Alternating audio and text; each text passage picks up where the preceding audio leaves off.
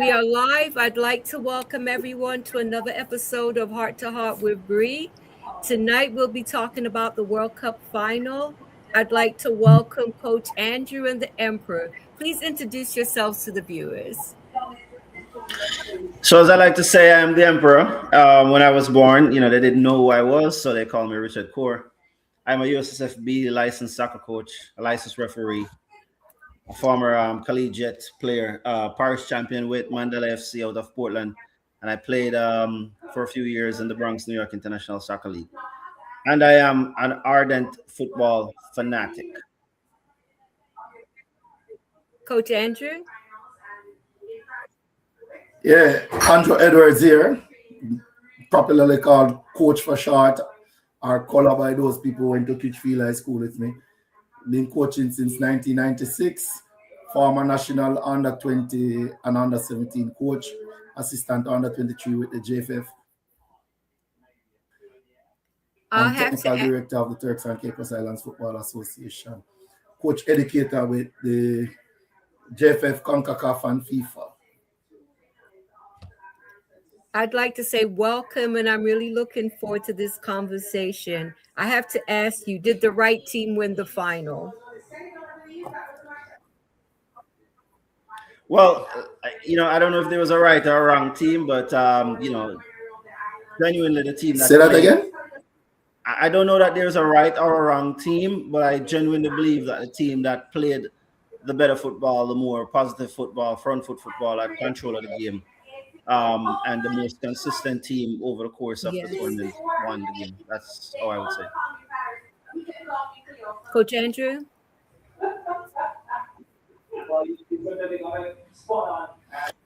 Yeah, I agree with Emperor. There's no wrong or right team in the World Cup, or in football for that matter. But I am always in support of the team that plays positive with the intention to win.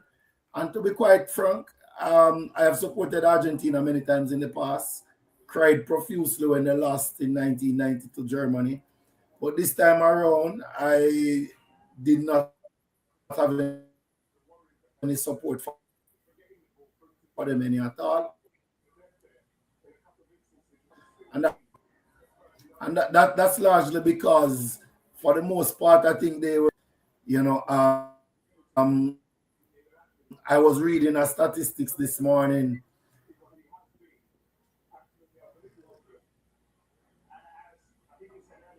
There seems to be some technical difficulty with. I was reading a statistics this morning that said Argentina is the one of the 48 teams in the world, and that is amazing when you think of the fact that they have committed the most fouls in the World Cup. For that reason and that reason only, I did not support them. Okay, it looks as if Coach Andrew is having some technical problems. Okay, he's back. Okay.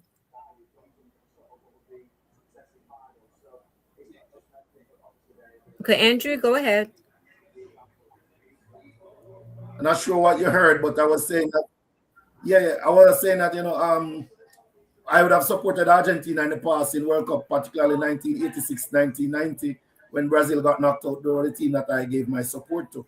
But this World Cup, I just didn't support them. And that came down largely to the fact that I think they were being treated too preferentially. There's a statistic I saw this morning that showed that they are the only team that has not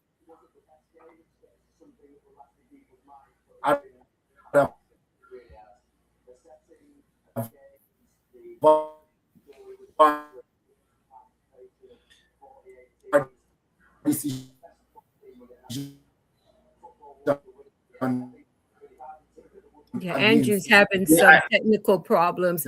Can you connect to your modem? Because I think that will give you a better connection. In the World Cup, and yet still there are the team that commit.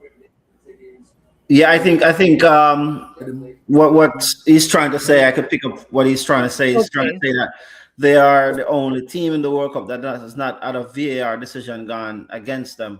I kind of pick up that that's what he's trying to say, but he's clearly having some technical Yeah. difficulties with his audio there. Okay. Yeah. You know, after that game they played against Egypt, I really lost. They were never one of the teams that I particularly cared for, but you know, that game with Egypt left a bad taste in my mouth, you know, and you know, just saw some dirty football from them and I wasn't impressed. That's just me though. I know there's a lot of supporters and I know their hearts are broken right now, but I am just very happy that you know Spain won the game. Would you like to go ahead and give us a recap of the game and you know whatever it is that you'd like to share? Yeah, I see what a lot of people were saying about that, and I never really ever wanted to give that side of things too much airtime, because if we are to be honest, Yeah. it's not like the referees, put the ball in the back of the net for them or gave them penalties. I'm not saying that some of the decisions clearly looked a little bit, off color, but I always want to focus more on the football. And if I'm to be Yes. honest, like 7 minutes into the game today, I took my pen and grabbed a notepad and started to jot some stuff down because I'm wondering if this is going to be a pattern developing, that will dominate the airwaves again in terms of because when I saw in the 7th minute when I think Rodri was married through midfield, breaking the lines and being pushed like 2 or 3 times by the same player. One time even had 2 hands in his back, and the referee didn't call it. And that same ball broke to I think Ayasabal and the top of the 18, and I thought it was a clear foul, and he still didn't call it. And going the other end, there was a touch, in Messi's back, and he called that. So I'm like, that didn't look too right. So, I grabbed my pen and a notepad just to take notes of those moments to see if, this is going to be one of those games that people talk about that type of stuff more than the football that was on display. I mean, fortunately for us, I believe the football, it wasn't the most exciting game of the tournament so far. But, fortunately, we didn't have too many more of those incidents to talk about, so, and as I'm watching as the awards are being handed out now, and to see that young kid Kubarsi got the young player of the tournament award. Like, Great. Honestly, we talk about Lamine Yamal, and oftentimes I remember a kid saying to me the one time he came to me to train, he wanted to get into the combines, and he's like he wants to be a number 10, like despite all the other qualities that he had that I thought could have been much more beneficial in other areas of the pitch. And he goes, no, coach, my dad tells me either be a goalkeeper, a number 10, or a striker, because those are the statistics that people look at, and I'm like, wow. And this was a young kid at the time. So to see, a defender, a kid, no less, playing as a defender and being recognized in that way is really, it's really, refreshing to see. As Coach Andrew quite clearly keep having difficulty and going in and out. Yeah, I'll take that up, to give my recap of the game. It's clear that Spain brought that same dominance to the game that they dispatched France with in the semifinal. I was surprised when they won the semifinal against France, not just the fact that they won it, but the manner in which they won it, the dominant manner in which they won it, the way they negated Spain. Negated France's, frightening attack, and I said after that game when we were on that, look, if Spain brought anything like they brought to that France game, they will be world champions. It was just because, and Coach Andrew made the point last time we were on too, that they don't concede goals throughout this whole tournament. Right. Argentina didn't have a shot on goal until the start of extra time. I think like 118 minutes in or something like that. That's unheard of. We're talking about a team that has Lionel Messi in it, Julian Alvarez. That's your front two. And to go 118 minutes without having a shot of any kind is remarkable achievement by the whole Spain team, not just the back four. Yes. Because it was a monstrous performance by Rodri and Fabian Ruiz in midfield. I will say as well, in the past, for example, in the England game, we saw where Argentina were able to put forward substitutes on. In this game, it was kind of the reverse. Some of it was forced upon them. You had players going down injured and had to be replaced. But then we see straight away after the extended halftime break, which that's very unheard of. They came out, players were struggling. They had to make another change, defensive change again in that area. So in the past, where they were able to add to their attack in a game where they were down to 10 men and needed a goal, they couldn't bring Lautaro Martinez off the bench. They had to be bringing, a defensive player off the bench. They brought Simeone off the bench because, of the work rate that he puts in. They're down to 10 men. Messi's not going to give you much off the ball, in a defensive sense. They had to take Rodrigo de Paul off, who's normally their engine in midfield. So, it was they were up against it in this game, as opposed to, games in the past when, Yes. it was the evening they were chasing it, have their full complement of players and could make the substitutions to affect the game. Today, it wasn't one of those days. The substitutions were forced upon them and they were largely defensive. But credit again to Spain. I'm not trying to take anything away from Spain because from the get-go, they were the team on the front foot, possessing the ball and stifling Argentina's any ability to retain any form of meaningful position and playing forward. On a scale of 1 to 10, what rating would you give this World Cup? Wow. This World Cup, I wouldn't rank it very highly compared to other World Cups. I mean, it was historical in the sense that it was the largest World Cup. It was hosted by 3 countries. We had some good football on display. Not very often. This is only the second time the World Cup final has gone to a 0-0 scoreline and getting into extra time. Fortunately, it didn't go to penalty this time like the last time that happened. But, there's just so much around this World Cup that we as football fans aren't used to, and if some of these things remain in football, we might get used to some of them. And I'm talking about the breaking the game up into 4 quarters, call it hydration break if you want. But Yeah. broke the game up It's into 4 quarters, yeah. right. And especially in today's game with this extended halftime show, Because remember, before we went live, I asked you, is it just me? I don't remember anything like this before in a World Cup. Yeah, Right. it has never happened before. So these are things that we're not necessarily used to in the game. So, if they stay in the game, I'm not sure if IFAB or FIFA will keep them in the game. I mean, each governing body have their own ways within FIFA rules to set up their tournaments, so they want to set them up. But IFAB make the rules which govern the sport. So if IFAB decides to keep these things in the game, then, eventually we will have to get used to them, because that's the way change works.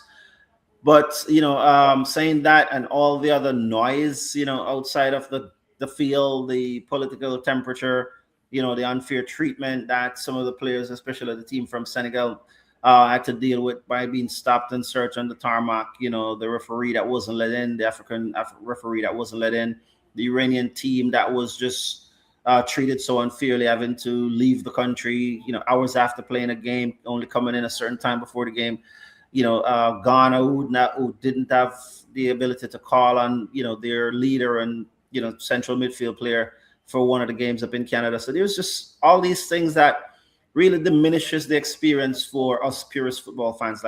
We don't want to see that in the World Cup. In the World Cup, we just want to see great football playing. And, there was too much in this World Cup that, for me, this World Cup, it's probably one of the worst I've seen since I've started watching the World Cup so avidly. Started with the World Cup in Mexico in 1986. I rate it very lowly. I would say probably a 5, if not a 4. Yeah, I don't know if it's just me, but it kind of gave some Super Bowl vibes. Now, I'm not against the Super Bowl. I'm just not. I grew up watching what we call football. So I've never really gotten into American football. So the whole Super Bowl and all of that, it's not for me. And I just felt like I prefer how things were before, and I hope that it will just go back to what it's always been. That's just my take. Now, who do you think was the best player? Well, Or I do mean, you have several people in mind? yeah, as we are doing this live right now, the awards are being presented, and Okay. I could see that they gave the golden ball to Rodri. The golden ball is normally reserved for the best player throughout the tournament.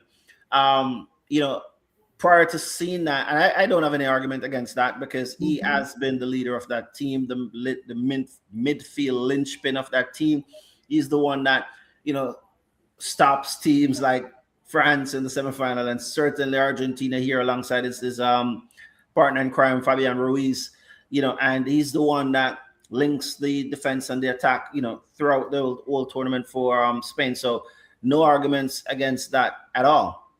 But I will give an honorable mention to Kylian Mbappe, and not just Yes. because he scored 10 goals. Certainly that is a monumental feat because prior to that, I think 8 was the most in any one tournament, and he's, added 2 more to that in this one tournament, and also now becomes the leading scorer all time in World Cup history, Oh, right? wow. Surpassing Lionel Messi's 20 goal with his 21, right? In half the amount of World Cups.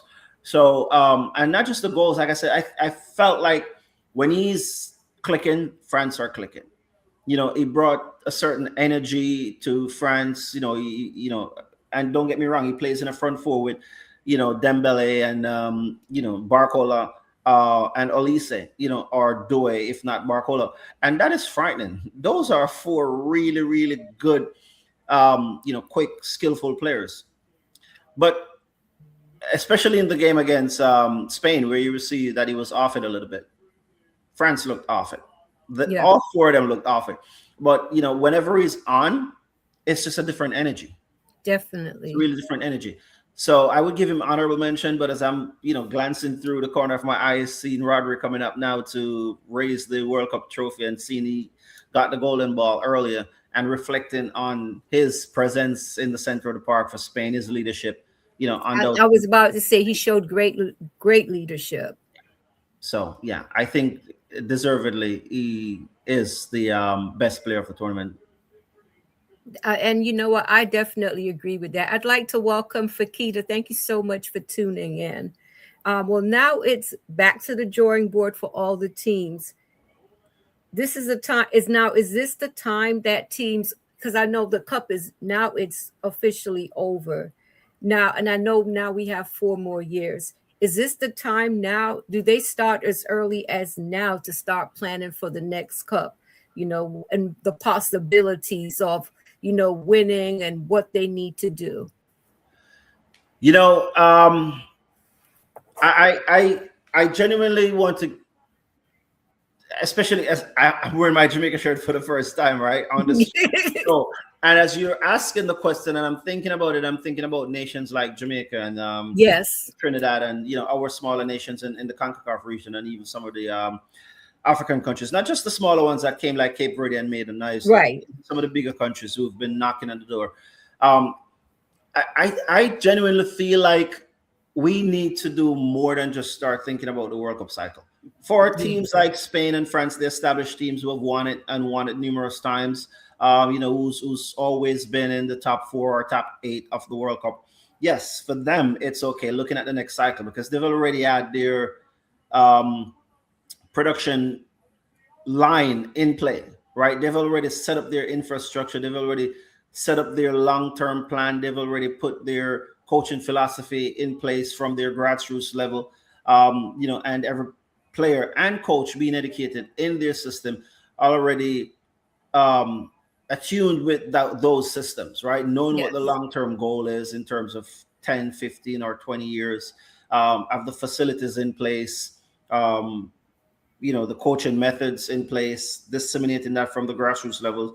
Those bigger countries, they already have that, which is why they're always at the top. I feel like for smaller countries like us here in this region and our African brothers and sisters, I feel it needs to be more than that. I'm not just looking at the World Cup cycle.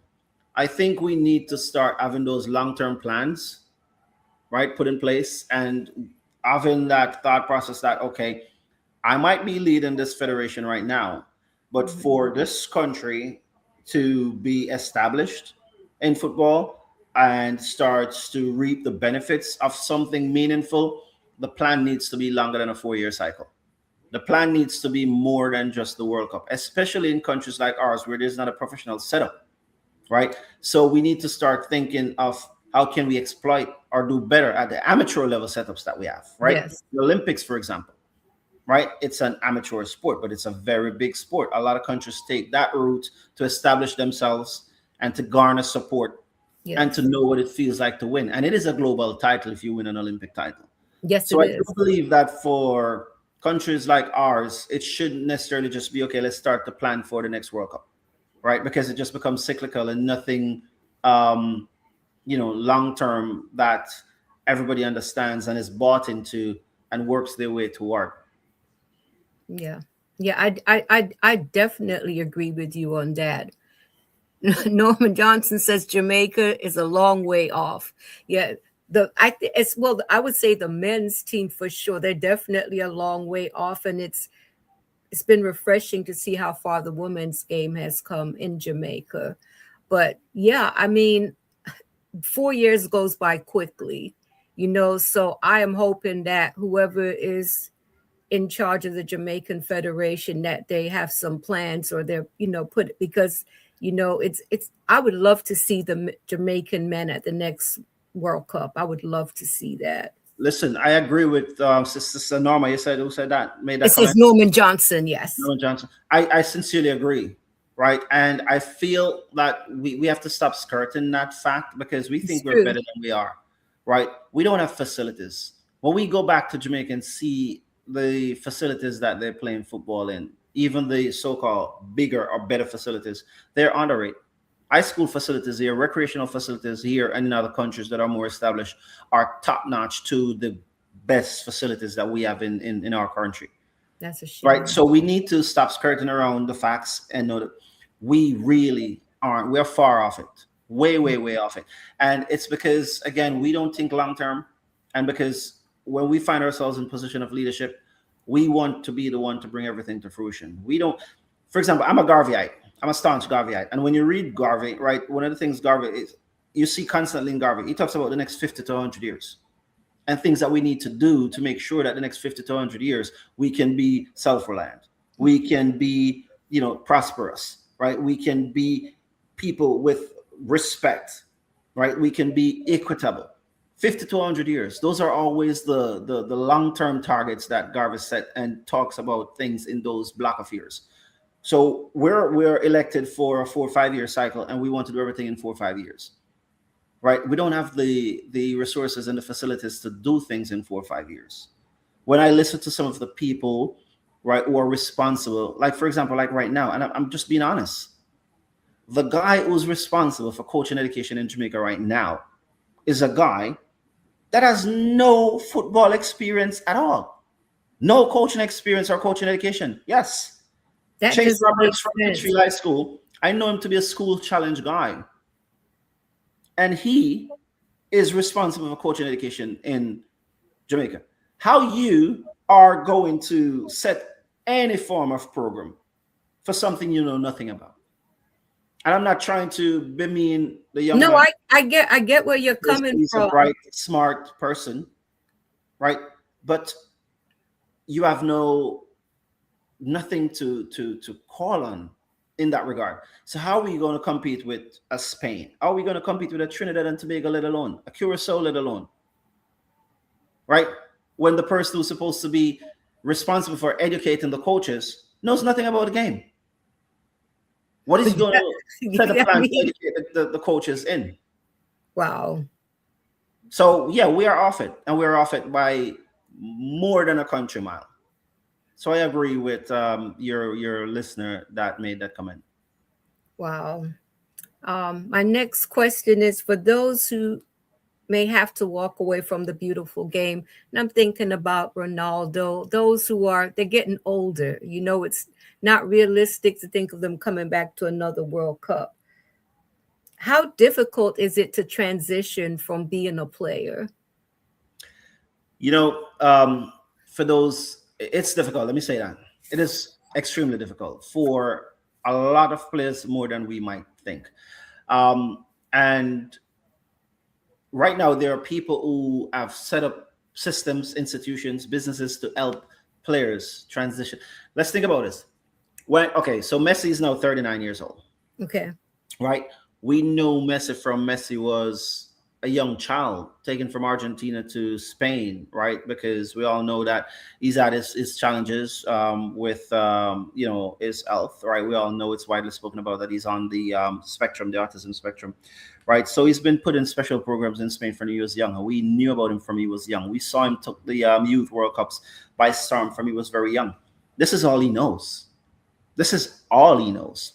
So now at 39, you're saying you're done. Everything that you know, you can't do it anymore, right? Not on the levels that you were used to doing it. 39 is still, youthful. If any person in their normal profession, let's just say a doctor, a lawyer, or a teacher, or, a, high school principal or whatnot, were retired at 39, and that's all you knew. You have a long life ahead of you. And if at 39, you have to retire from your profession, that's a hard transition to make to something else, because now you're going to have to learn something else at 39, right? And I say this for most, because what happens is you find a lot of these players, some of them starts to transition into coaching as they get into, the latter stages of their career. It's not for everyone. Some of them starts to transition into punditry, right? It's not for everyone, right? Some of them have investments. We could see with, for example, Flamini, right? Flamini that used to play for Arsenal. He's now a billionaire, right? Because he transitioned into, I think, vodka or something like that. He invested in, and he's now a multi-billionaire, right? So players do transition and do invest in different stuff while they're coming towards the end of their career. But there are tons and tons and tons of players, including in our homeland Jamaica. Like, how many times have we seen where they are, reaching out and starting GoFundMe's, or just reaching out, appealing for assistance for our brothers and sisters who played for the country, who have fallen on our times, who are not doing well with their health, who are just not doing well with, their living standards, right? And they know nothing else but football. So it is a very, very difficult transition. I mean, people like Messi and Ronaldo, the ones you mentioned, they more than likely will be okay. Yeah. They're the top tier, in our sport, and they've been for some time, but there are a lot of players, who are playing in the same teams with these players, who might not find that transition so seamless. Yeah. We might struggle to make that transition when their playing time comes to an end. So it is a really difficult transition to make. I thought of this question because, as I was watching England, well, every game that England played, and they would show David Beckham, and I would say to myself, like, I wonder how it feels for him to be watching the game. Like, does he go through wishing he could still be out there being a part of the action when you played on such a high level and then you become a spectator, you're no longer out there playing? I mean, how tough of a transition is that? Oh, that is very, very difficult, and I mean, these guys, myself included, whenever we get an opportunity to go and kick the ball, we still take it. It's not the same, like when you were younger and playing, but I mean, you love it so much, those guys, they go back and they play in their Legends games or their charity games, or whatnot, like myself, we have our little kickabouts when we can, I still play in some tournaments when I can. Okay. Well, it's nothing like when we were younger, and this is what you do, and you get up every day and you train for it and you look forward to it and you plan for it and you prepare for it. It's a difference, but again, people like Beckham, fortunate enough to be able to transition into other meaningful ways of earning a living. There are many people, including some of his own teammates, when we think of even the great Paul Gascoigne, he's one that, struggles a lot, Yeah. not just with his finances, but with his health, Yeah. Yeah, with his I addiction. think it's sad. I think, I think that, and I'm sure that now there are advisors in place, but I think when you get to that point where your career is winding down, to have a game plan, not just financial, but like what will you do with your time? But especially those who made really great money and then, all of a sudden they're broke. I've always found it hard to be sorry for them because I'm like, you made all this money and you just blew it. But I get it. Not everyone is great with finances, but I do think that, like I said, it has to be tough to watch the game and you think about the glory days, and looking back, I guess that would have to be hard. Now I have to ask you about the up and coming players, the ones that took advantage of being on the world's biggest stage. um, who do you think will gain some club signings or a bigger paycheck opportunity? Well, the good thing about this is that that is a category that most of the younger players and lower paid players will fortunately find themselves in, right? Because now you have the World Yes. Cup on your resume, right? And especially players like Kubarsi, we just saw one that there. I mean, Lamine Yamal, these are already top, young players, right? They are in the elite group of young players already. But we've seen like players like Boyadi of Morocco and Diamande of the Ivory Coast, right? While these are players who just stood out there as young players in a year, some crazy money is being bandied about already with some of the top European teams. But I believe that because we think of the Real Madrids and the Barcelonas and the Arsenal and Man United and the top teams, right? Um, but there are so many different leagues around the Yes. world, right, that are looking for players. So somebody playing, for example, in Cape Verde right now, Vazinia, right? I don't remember what his club team is, but I'm sure if there are club teams now looking for a goalkeeper, and they're Yeah. probably reaching out to his team to say, hey, what's his availability? Yeah. Yeah. Other players within the squad, the Curacao squad, for example, like, I mean, everybody has an opportunity now to step up a level from where they were, even in terms of the contracts that they had, the clubs they were playing for, because you've had that World Cup experience under your belt. So the world is seeing you. So, I mean, it's not just the top teams and the top leagues in the world. There are leagues all over this world, including in this region. There's the MLS here. There are a few different leagues below the MLS even. There's the Mexican League, the Brazilian League, Argentina, Canada. I mean, there's football being played right around the world.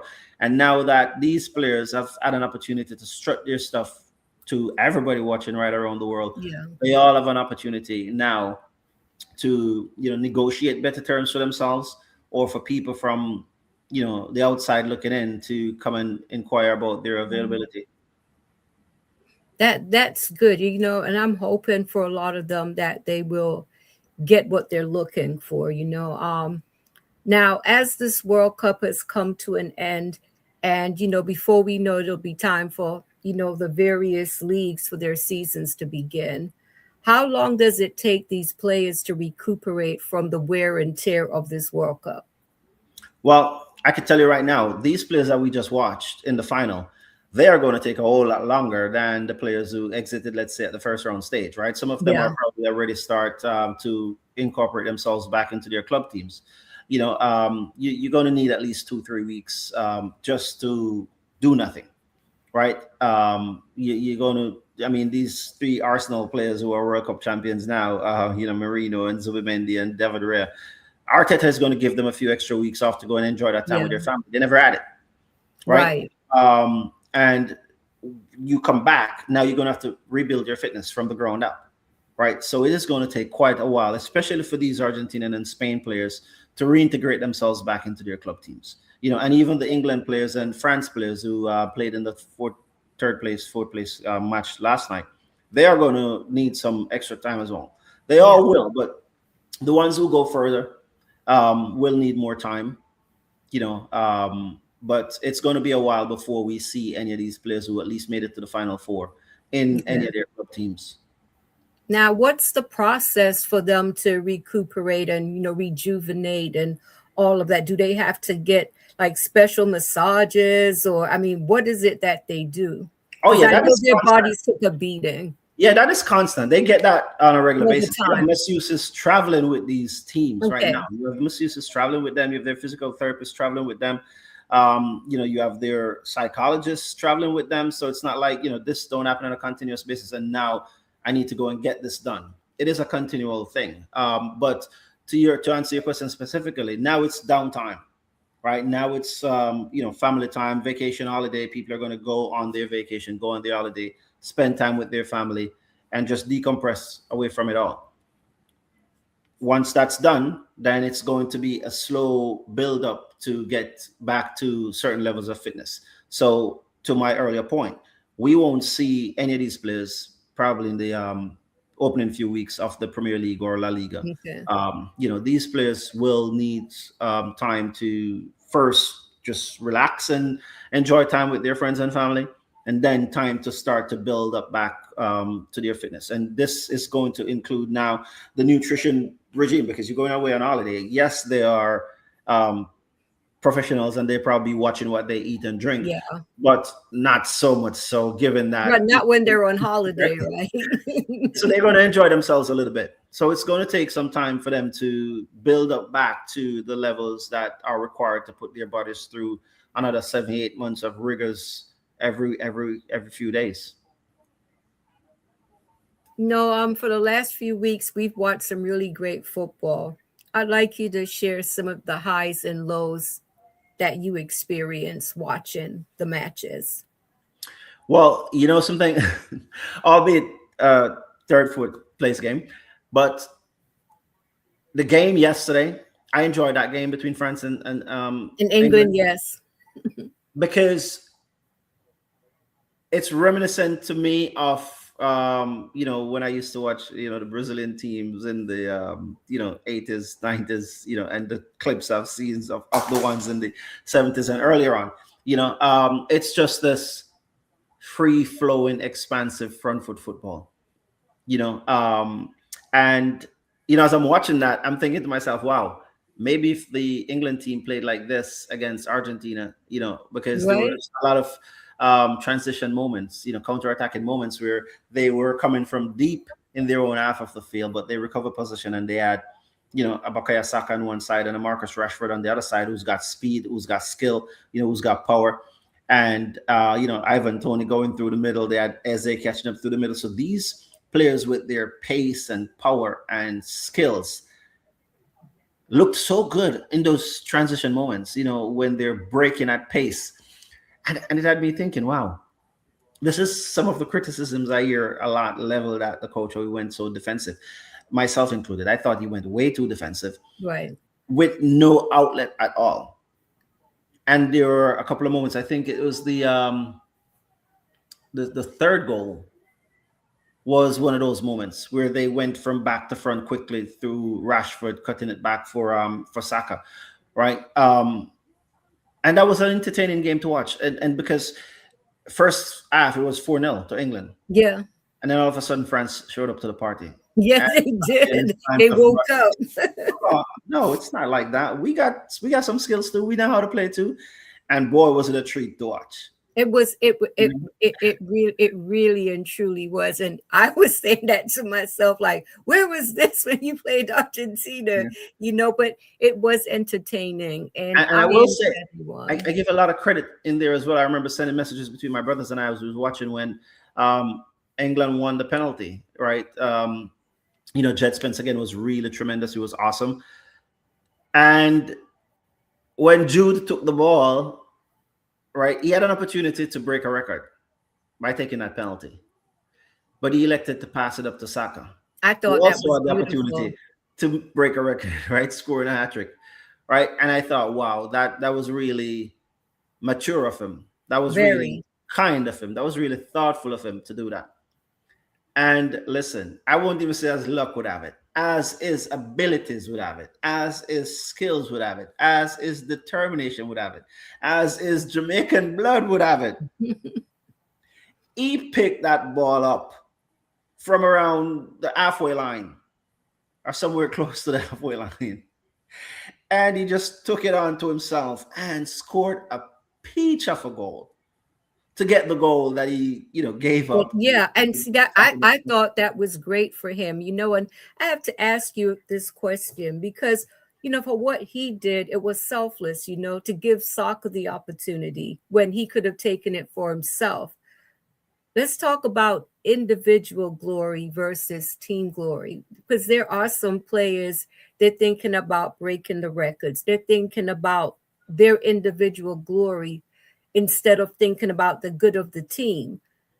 How important is it to be able to separate the two?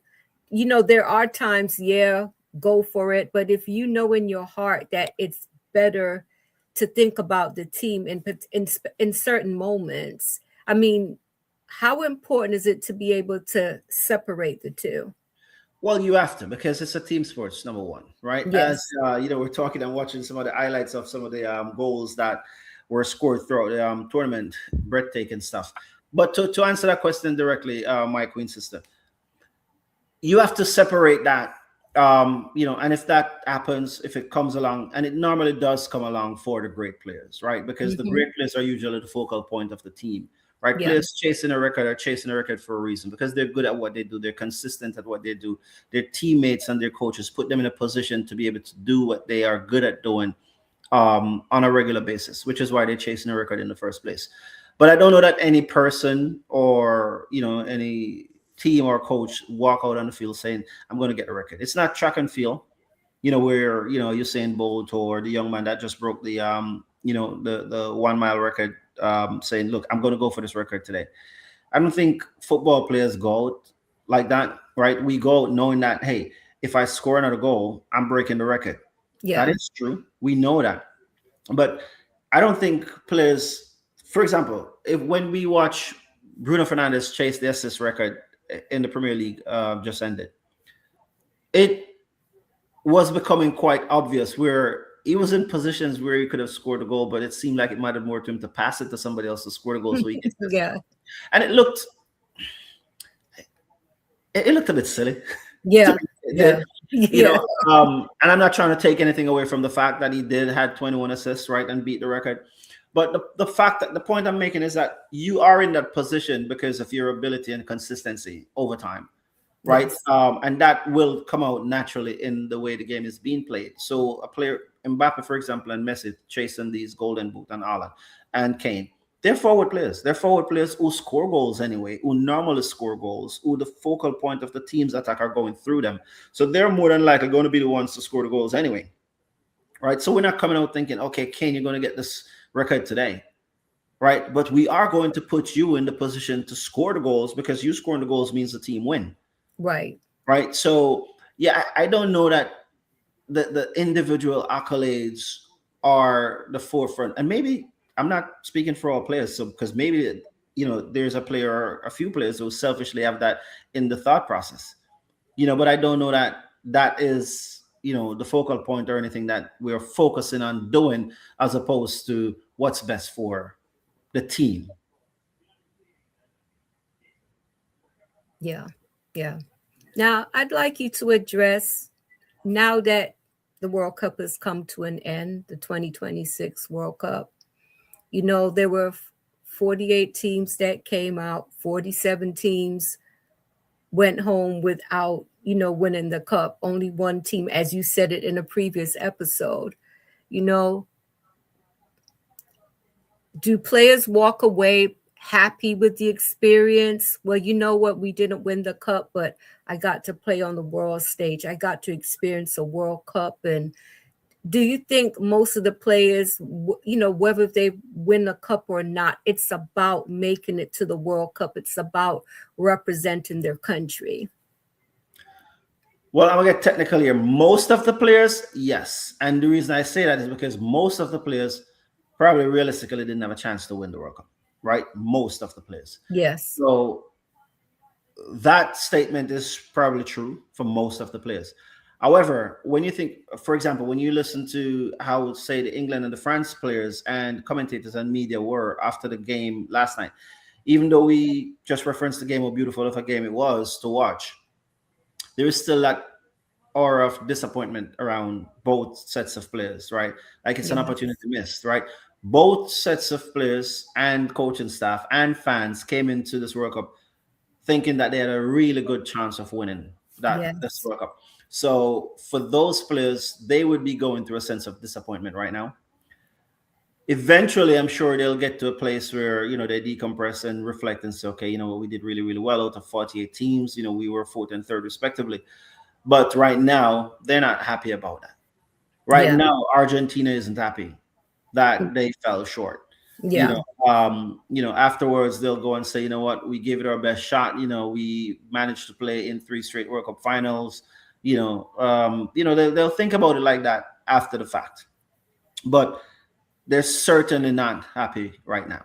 You know, the only people happy right now are Spain. You know, Yeah. and the players from, say, maybe Cape Verde or, you know, Curacao Yes. or, you know, Uzbekistan or Jordan, you know, teams that, you know, probably didn't think they were going to be playing in the World Cup and had a chance to play in the World Cup. And, you know, probably even made it out of their group when they probably didn't expect to get a point. Those players will generally be happy. Yes, I experienced the World Cup. I played in the World Cup. I know what it feels like. You know, it was a great experience for me. I could put it on my resume now. Now I could probably get a bigger contract. Those players, there are a lot of them. Yes. But the ones who were expected to win and expected to, you know, go far in the tournament and didn't. Yeah. Germany, for example. I mean, Kai Havertz isn't sitting there thinking, oh, well, I played in the World Cup. No, they were expected to win. You Yeah. know, the Netherlands players, you know, they're not sitting there, you know, the Belgian players, these teams who are prominently the bigger teams that go further into tournaments, they're looking at this thinking it's a disappointment. Now, teams like Morocco and Egypt, who showed, great potential in the World Cup. And, I know for Egypt, they took it hard when they lost that game to Argentina. Does that create a hunger and, fire in the belly that they're going to go back and work even harder for the next World Cup? Because after that game, I was very disappointed for Egypt. And, I said to myself, I hope they don't allow this loss to become a distraction. And, because it's easy to become bitter in situations like that. And I'm hoping that they could see that they did a great job and, just focus on the next cup. What's your take on that? You know, sis, the players will feel that way, right? But and I kind of alluded to it earlier, and I don't want us to lose sight of this. And I really want to make this point, and anyone listening, especially if anyone listening from the Jamaican Football Federation or even the African federations or these lesser teams from the CONCACAF regions federations, we have to think broader than that. We have to be able to see a fuller picture than a 4-year cycle. Yes, we want to come back better next year, but we have to have so let's take, for example, the two teams that we just witnessed in the final. Mm-hmm. These two coaches, right, Lionel Scaloni from Argentina and De La Fuente of Spain, they are probably the two coaches who at the very least club experience coaching at top level clubs, right? And Scaloni makes the point that De La Fuentes of Spain is his mentor. When he started his coaching back, De La Fuentes was his mentor. He made the point, he taught him everything he knows, right? And I'm saying that to say, when we talk about the England-France game, right, everybody's on Tuchel for the substitutions that he made. Now we could say similar thing for Argentina's coach, albeit some of this was forced upon him because defenders were getting injured and he had to be making more defensive changes than.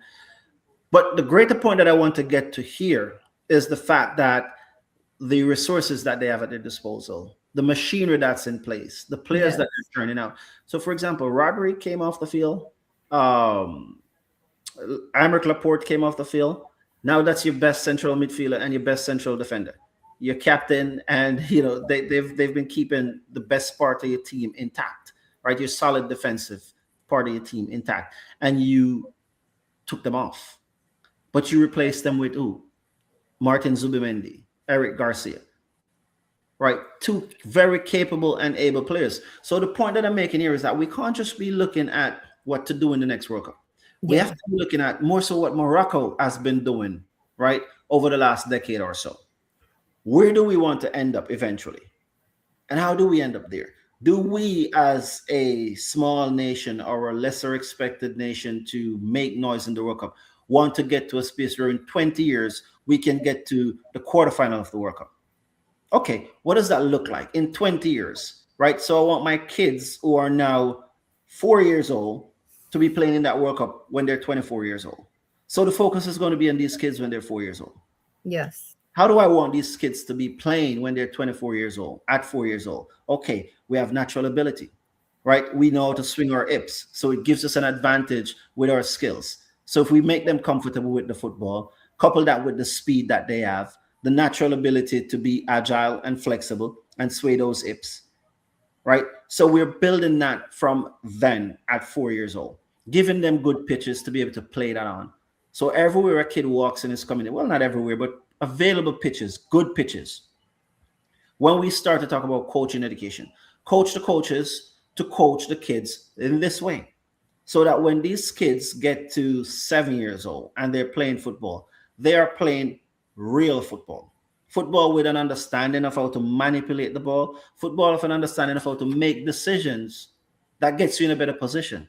Yes. Where if there is a blockage in front of you or a line beside you that you can't dribble out of, I could turn it and find my next best option. Teach kids to be able to make those decisions while manipulating the ball. Then when it gets to a space where you can start introducing the tactics into the game, right? Have coaches understand that. What type of tactics we want to introduce, right? What kind of understanding we want the kids to have of the tactics. And that is your focus. Not on winning this game and beating this school and beating that school, but educating the kids that way, educating the coaches that way to take ourselves out of the equation as well. Because a lot of times we make it about us. So once that starts to become the case, right? And you've seen, like we talk about the Olympics, these same kids now, they're amateurs. They're playing schoolboy football. After schoolboy football, then what? The next gap can't be the national team. There's got to be something in between. So is that the Olympics? Maybe it is. So now the 23 competition. So maybe people are looking to that. Now, has Jamaica ever played in the Olympics? Football, no. Okay, I was about to say I don't recall seeing them. Okay. No. So these are things that I think we should be more focused on than just coming back for the next round. I agree. Because it's been a bitter disappointment since 1998. Save for the women. Since 1998, the men's team has not qualified for another World Cup. Yeah. We had a couple of youth teams qualified for New Zealand in 1999 and Argentina in 2021, I believe, right? And a few others. My brother's team fell short, a few years back, losing to the US on penalty shootout. But we've not had any continuity because there's nothing to continue on to. We stop and then we start again. Yeah. I saw Ricardo Gardner's kid is now invited to play on the national under 20 team of Jamaica. I'm like, this is how we're supposed to do it from the kids are young. Yeah. Right? We're supposed to start owning these kids, their skills, culturalize them in an environment where they grow up and know each other. De La Fuente know these Spain players from they were playing in Spain's youth team. Yeah. He was their coach at youth team level. That's continuity, not of just even the players, but also of the coach. Yeah. That's a system with a machinery in place that's always going to work. Yes. So it doesn't matter how much fire we come back with in our belly from Egypt or Morocco or, Ivory Coast or Jamaica or Curacao or Cape Verde next 4 years. It's going to be just for that next 4 years. And then we have to think about the next 4 years and go and rebuild again. So I think we have to start look long-term, plan long-term, and build to meet those long-term goals. It would definitely be a good thing to see something like that, like what you're talking about. But it seems to me that the people in the positions of power are not talking to the people who have an understanding of what needs to be done. That is definitely quite the case. Definitely the case.